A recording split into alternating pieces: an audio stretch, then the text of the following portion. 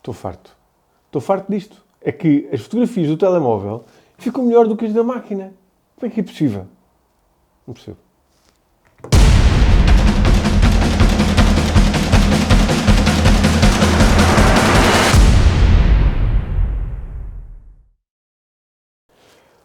Ora, quantas e quantas vezes nos chegam pessoas a dizer: o meu telefone tira melhores fotografias que a tua máquina. A razão é simples. É que a máquina, no automático, ela está pensada para tirar uma fotografia apenas olhando para a luminosidade. Os telemóveis hoje em dia têm uma data de chinesinhos lá dentro que estão programados não só para perceberem a questão da luminosidade, mas também aplicarem uma série de técnicas e de algoritmos que fazem com que a fotografia aparentemente fique melhor. Aparentemente porquê? Porque estamos a ver no ecrã muito pequenino. Ora, então como é que eu consigo mudar a minha máquina para tirar melhores fotografias? É um processo que por vezes não é fácil, há quem se assuste com isso, mas basicamente é sair do automático para o manual. Portanto, deixar de que a máquina pense por ela própria sobre o que há de fazer para tirar a fotografia, para sermos nós a ter esse controle. Então, mas como é que nós vamos fazer isso? Bem, é preciso perceber que existem três grandes variáveis, ou as três principais variáveis, naquilo que diz respeito à fotografia. São elas a abertura, a velocidade e a sensibilidade. Na gíria chamamos a isto o triângulo da exposição. Ou seja, tendo em conta estas três variáveis, vamos conseguir uma exposição correta. Ou seja, a fotografia nem fica clara, nem fica escura. Fica a gosto. Não é o propósito deste vídeo explicar a fundo o que é o triângulo da exposição, nem o que é que cada uma das coisas faz. Mas, apenas uma explicação breve, é que na velocidade controla a rapidez com que a luz chega ao sensor, a abertura controla a quantidade de luz ao mesmo tempo que entra dentro do sensor e a sensibilidade, o vulgo ISO, para os mais antigos que usavam o analógico era o ASA, é a sensibilidade do sensor, portanto, a sua sensibilidade a receber determinada luz. É a combinação destas três variáveis que faz com que a fotografia fique, para nós, perfeita. Ainda assim, temos os computadores. Os computadores funcionam como antigamente os reveladores, que vamos revelar a fotografia. Chamamos a isto a pós-produção. E na pós-produção é-nos permitido fazer ajustes de luminosidade, de contraste, de ambiente, de uma série de coisas. Mas isso fica para outro vídeo. Portanto, eu também desenvolvi um pequeno PDF que vou colocar na descrição deste vídeo, que mostra um bocadinho sobre o que é esta temática do triângulo da exposição. Mas vamos em frente. Como é que eu consigo controlar isto? Bem, em primeiro lugar, precisamos ter uma máquina que permita controlar estas três variáveis. Portanto, que permita controlar a abertura da lente, a velocidade do obturador e a sensibilidade do sensor. Há inúmeras máquinas no mercado e inúmeras marcas, não vamos falar disso também, mas aquilo que eu vou explicar serve para qualquer uma. Eu diria que aquilo que nos importa mais é a intenção com que nós fotografamos qualquer coisa. Porquê? Porque é o que vai determinar aquilo que nós vamos estar a colocar como settings ou configurações na máquina. E mais ainda, se eu estou a fotografar algo que é uma vez só, ou seja, eu tiro a máquina do saco, faço a minha configuração, tiro a fotografia e volto a guardar a máquina, eu posso ter uma determinada abordagem. Se, por outro lado, eu estou, por exemplo, com amigos a fazer uma caminhada e levo a máquina em riste para ir tirando algumas fotografias, eu posso ter algumas situações em que eu tenha que alterar essas configurações. E, portanto, é preciso ter aqui algum cuidado sobre quais as configurações iniciais a colocar. Há uma série de sites que demonstram que se nós pusermos determinados settings na máquina, as fotografias ficam perfeitas. Será que isso é verdade? Será que isso é mesmo assim? Nem sim, nem não. Na realidade, o que é que se passa? As pessoas, quando dizem eu tirei esta fotografia com estes settings, se experimentarem vai ficar perfeita, é porque tinham determinada condição de luz, tinham determinada hora do dia em que estavam a fotografar, havia sombra ou não havia sombra, haviam condições para que aqueles settings funcionassem naquela altura. O que mais certo irá acontecer é que não vai funcionar connosco. Portanto, não vamos tão ligar assim a esses settings. E há outra coisa, que é, não há verdades absolutas em relação às configurações. Ou seja, há uma relação entre estas três variáveis, mas não há uma verdade absoluta. Ou seja, se eu quiser tirar um retrato, eu tenho que ter esta configuração. A regra é um bocadinho mais permeável, digamos assim.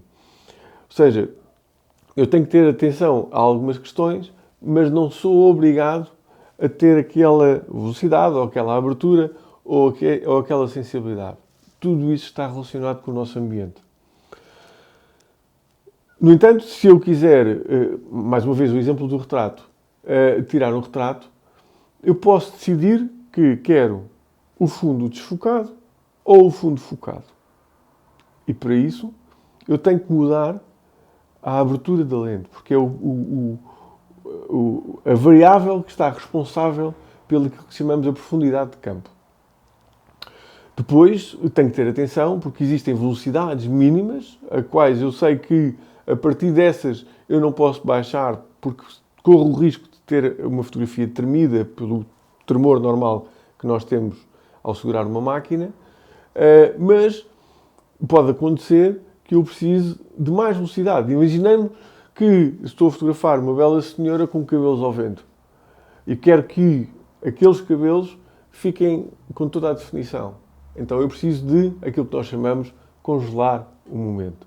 E esse congelar o momento é feito com uma velocidade do obturador, a velocidade da máquina de disparo, muito rápida. Diria acima de 1.500 avos de segundo, pelo menos. E depois há a sensibilidade. A sensibilidade tem a ver com, por exemplo, se chegamos a um local que está muito escuro, a máquina já está na tal velocidade mínima, a lente já está o mais aberto possível porque elas também têm um limite e ainda assim a fotografia fica escura. Então poderemos levantar a sensibilidade, o ISO. A combinação de tudo isto vai fazer que tirem uma fotografia fenomenal. Não se assustem se a pessoa que está ao vosso lado está a fazer exatamente a mesma coisa, mas os valores são diferentes. Porque há tantas mais outras coisas a ter em conta, não sendo só estas três variáveis.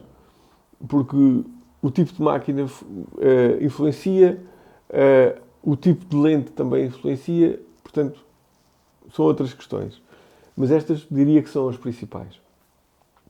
Eu trouxe aqui uns exemplos de fotografia em que eu vou-vos mostrar quais foram os settings que eu tinha e quais foram o que é que eu pensei na altura e o que é que estava a acontecer para que tenha tirado estas fotografias desta forma.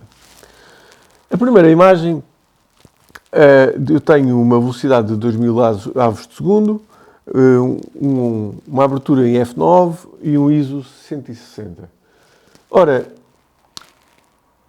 o valor da velocidade prende-se pelo facto de eu estar a fotografar uma coisa que está em movimento. Portanto, estes pássaros estão em movimento e eu queria que não houvesse falta de definição, ou seja, que estes voos tivessem congelado naquele momento. O F9 acontece porque eu queria garantir que tinha todo o espaço em foco. Portanto, muito embora eu estava a fotografar 75mm, uma coisa que estava lá ao longe, eu queria garantir que os pássaros que estão no primeiro plano e os que estão lá atrás tivessem todos focados. E o ISO 160 era o valor que estava a dar para que a fotografia ficasse, neste caso, um pouco sobreexposta, porque eu queria fazer um contraluz. Portanto, um contraluz é feito com um fundo que está muito claro e o primeiro plano, ou seja, o motivo, já está mais escurecido. Portanto, neste caso, eu queria criar estas silhuetas e, portanto, baixei o valor da sensibilidade para ter este resultado. Nesta segunda imagem, eu tenho um 8000 aves de segundo, f4, ISO 640. Um 8000 aves de segundo é um valor astronómico. Diria que era o máximo que a minha máquina estava a dar, a minha máquina atual dá. Mas porquê é que eu tinha uma velocidade tão alta? Bem, conforme podem ver, estou a fotografar um barco que está em movimento. Eu estava também noutro barco. Portanto, o mar estava picado e não só eles estavam a subir e a descer, como eu também. Portanto, o risco de ter uma fotografia muito tremida era gigante. Portanto, eu, por segurança, aquilo que eu quis fazer foi pôr a fotografar o mais rápido possível. O F4, porque eu queria que houvesse alguma profundidade de campo, não precisava de ser muita, porque o fundo não me interessava. Portanto, bastava que o barco estivesse em foco. E o ISO 640, porque eu precisava de ter alguma latitude, não fosse, de repente, o céu escurecer ou ficar mais claro e então eu poder rapidamente mudar alguma destas configurações. Na próxima imagem eu tenho um arrasto de pessoas a subirem umas escadas. E para conseguir esse arrasto eu tive que colocar a máquina a meio segundo, diria que isto é uma longa exposição, chamamos a isto uma longa exposição, uma abertura de 5.6 no ISO de 250. Ora, o meio segundo já está justificado, foi precisamente para ter este arrasto destas pessoas a subir. Não me interessava que as pessoas ficassem bem definidas, porque era apenas uma indicação do movimento de que aquelas pessoas realmente estavam a subir. A abertura 5.6 acontece porque eu queria que as escadas de baixo e as escadas de cima estivessem todas em foco. Portanto, que não houvesse aqui uma chamada de atenção para uma outra zona que não fossem as escadas todas. E o ISO 250 foi aquele que me deu para ter a minha exposição correta. Todas estas definições foram feitas com uma intenção, com um propósito. Nem sempre acontece conseguir, na câmara, ter uma exposição correta. Porque pode acontecer, de repente, qualquer coisa mudar e não ter tempo para mudar esses settings na máquina. No entanto, em computador, em pós-produção, nós podemos ajustar a exposição da fotografia que nós fizemos naquela altura. Se repararem, temos um fotómetro, um gráfico que está no visor da máquina. Às vezes está do lado esquerdo, outras vezes do lado direito, pode até inclusive estar em baixo, que vai de -2 a +2. E depois tem lá uma indicação, que é a indicação da exposição. É uma indicação que a máquina nos dá para nos dizer se a fotografia está subexposta ou sobreexposta. No entanto, é apenas uma referência.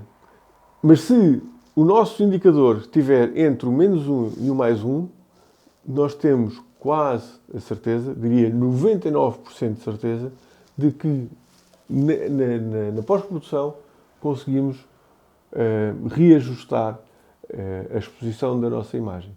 Portanto, o que vale aqui é experimentar. O que vale aqui é testar.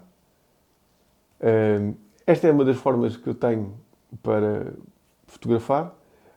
Com certeza há outras e, portanto, desafio-vos a escreverem nos comentários a vossa forma. Já agora, se gostaram deste vídeo, deixem o vosso like, podem seguir também o canal e vemos para a próxima. Obrigado.